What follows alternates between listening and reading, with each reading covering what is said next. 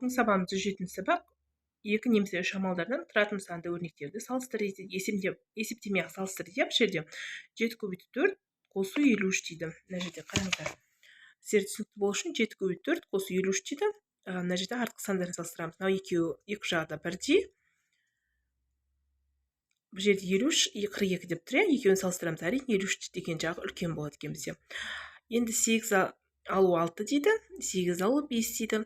Сол кезде бізде 8-ден 5 алған кезде 3 болады, 8-ден 6 алған кезде 2 болады екен. Сол кезде мынау 8 алу 5 деген жағы үлкен болады екен, иә.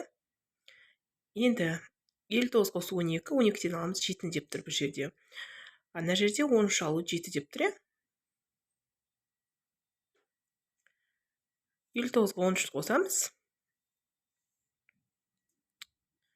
59-ға 12-ні қосамыз, әрине. Бұл жерде 13 жағы үлкен болады екен, 13 деген жағы.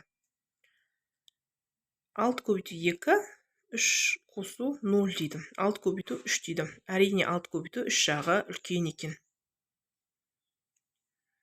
Естіп шығарады екенбіз оңай тәсілмен. Енді екінші есеп. Теңдіктер мен теңсіздіктер тура болатындай бос түрге тиісті сандарды қой дейді. Бұл жерде 36 бөлу 4 дейді. Қараңыздар. 36 бөлу 4 дейді. 4 алу 3 дейді. 36 бөлу 6 деп жаздым мен.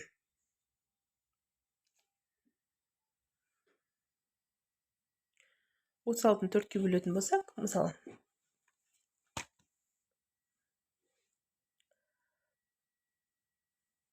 мына жерде қараңыздар. 36-ны бөлсек 4-ке 9, 9-дан алсақ 3-ті, 9-дан 3-ті алсақ 6 болады екен,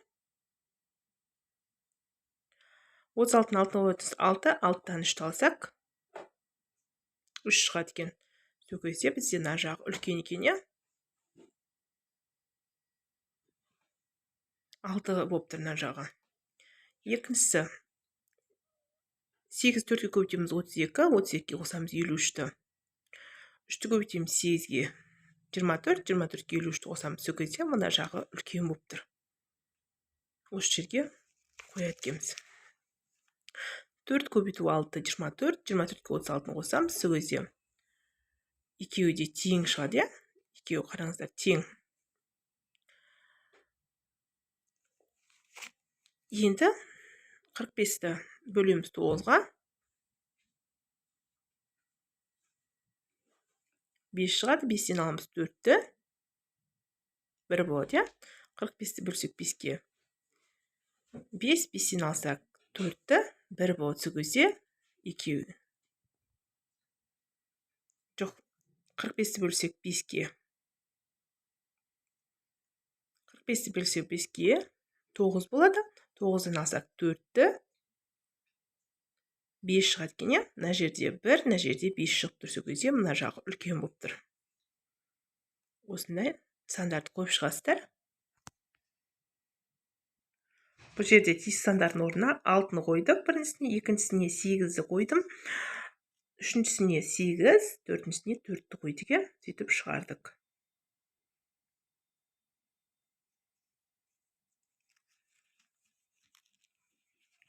Енді келесі бізде. Келесі есебіміз.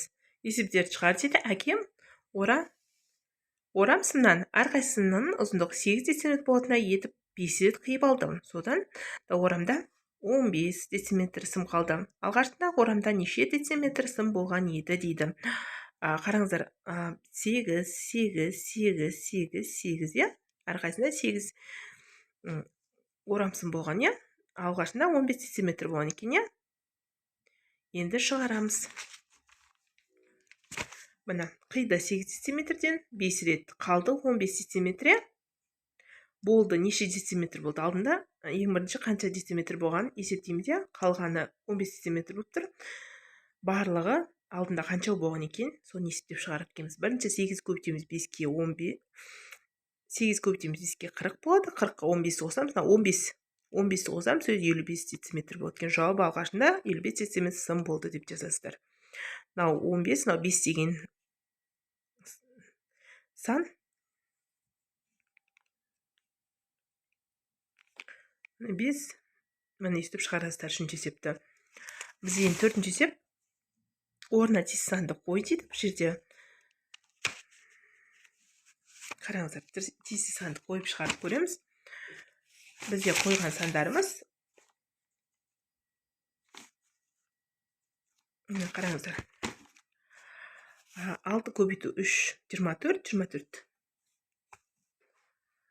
6-ны көбейтсек 3-ке 18, 18-ге 6-ны қоссақ 24 болады, мына жағы 24. Енді бізге екеуі де тең-тең болу керек. Сол кезде біз мына жағына 6-ны қойдық. 6 жердегі 4-ім 24 болады екен, сол кезде екеуі де тең-тең. Сол кезде біз 4 деген санды қойдық. 9 жердегі 3-ін 27, 8-ді 3-ке көбейтсек 24 болады, 24-ке 3-ті қоссақ 27 екен. Екеуі де тең-тең, сол үшін бізге 3 деген санды қойдық.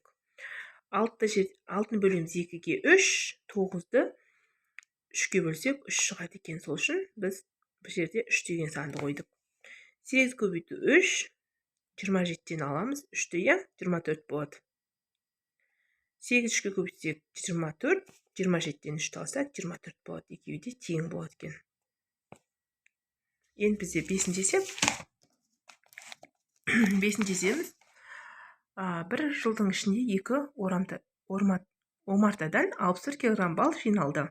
Олардың бірінен 36 кг бал алынды, ал қалған екінші омартадан алынды.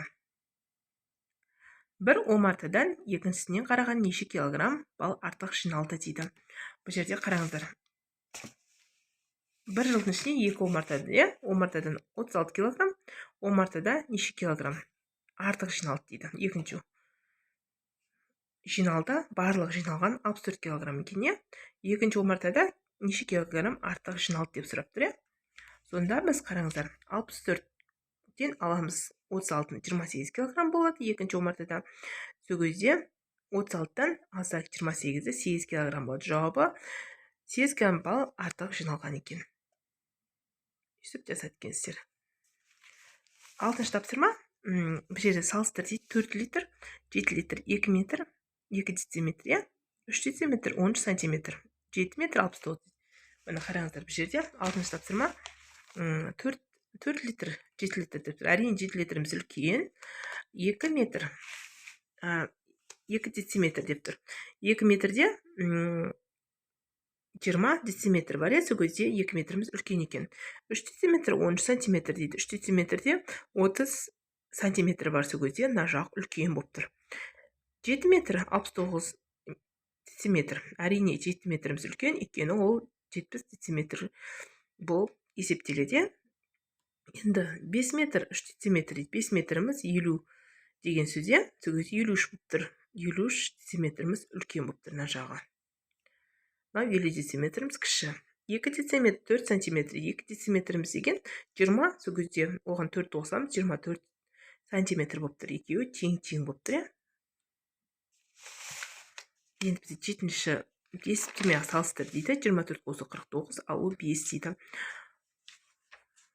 Қараңыздар, мына жерде. Мына жерде қараңыздар, 5-ті алып тұр, мына жерде 6-ны алып тұр, сол кезде 5-ті алған жағы үлкен болып тұр. Үлкен дейміз. Ал мына жерде 3 көбейту 3, 3 бөлу 3 дейді. Әрине 3 көбейту 3 деген жағы үлкен екен. Қалғандардың бәрі бірдей. Мына жерде 5 көбейту 3 бөлу 1 бөлу 4 дейді. Мына жерде 3 көбейту 5 бөлу 1 қосу 1 дейді. Екеуі де тең. Екеуі де тең деп жазасыздар, қараңыздар.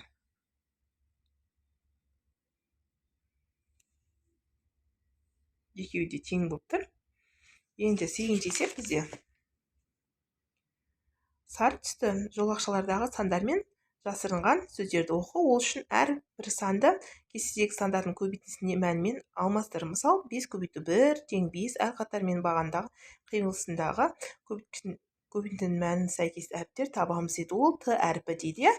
Қараңыздар, бұл жерде 5 көбейту 1 5 шығады, 5 көбейту 2 10, 5 көбейту 3 15, 5 көбейту 4 20, 5 көбейту 5 25, 6 көбейту 6, 6 көбейту 2 12, 6 көбейту 3 18, 6 көбейту 4 24, 6 көбейту 5 30 деп жазамыз. Мынау соған 5 және Т әріпін жазамыз. 10 және А, 15 және И, 20 және Л, 25 және Ф жазамыз, иә? Енді жазып көрейік. Мына жазған кезде, қойған кезде табиғатты аялайық деген сөз шығады екен, иә? Мына осылай шығады екен. Бүгін сабағымыз аяқталды. Келесі сабақта кездескенше сау болыңыздар.